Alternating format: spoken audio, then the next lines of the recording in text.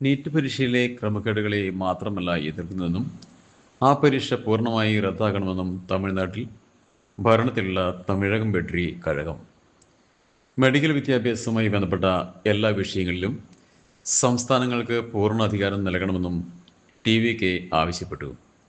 ദില്ലിയിൽ നീറ്റ് പരീക്ഷ ക്രമക്കേടിനെതിരെ പ്രതിഷേധം കൊടുമ്പിരിക്കൊള്ളുന്ന സാഹചര്യത്തിൽ ഈ വിഷയത്തിൽ ഉറച്ച നിലപാട് പാർട്ടിക്കുള്ളതെന്ന് TVK നേതാക്കൾ പറഞ്ഞു.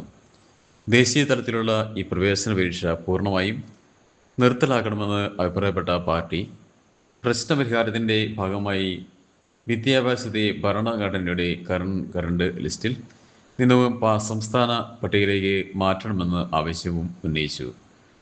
വിദ്യാഭ്യാസത്തെ സംസ്ഥാന പട്ടികയിലേക്ക് മാറ്റുന്നതിൽ നിയമപരമോ ഭരണപരമോ ആയ തടസ്സമുണ്ടെങ്കിൽ ആ വിഷയം പരിഹരിക്കണം. സംസ്ഥാന സർക്കാരുകൾക്ക് പൂർണ്ണ അധികാരം നൽകുന്നത് അതുവരെ താൽക്കാലിക നടപടിയായി സ്പെഷ്യൽ കറണ്ട് ലിസ്റ്റ് രൂപീകരിക്കണമെന്ന നിർദ്ദേശവും TVK മുന്നോട്ട് വയ്ക്കുന്നു. മുഖ്യമന്ത്രി ജോസഫ് വിജയ് ഇതേക്കുറിച്ച് മുൻപ് നിലപാട് വ്യക്തമായിട്ടുള്ളതായിരുന്നെന്നും TVK നേതൃത്വം ചൂണ്ടിക്കാട്ടി. നീറ്റ് പരീക്ഷ റദ്ദാക്കണമെന്ന് DMK ജനങ്ങൾക്ക് വ്യാജ വാഗ്ദാനം നൽകിയെന്ന് TVK വിമർശിച്ചു. അധികാരത്തിൽ വന്നാൽ നീറ്റ് പരീക്ഷ റദ്ദാക്കുമെന്ന് 2021 നിയമസഭാ തെരഞ്ഞെടുപ്പ് കാലത്ത് DMK വാഗ്ദാനം ചെയ്തിരുന്നു.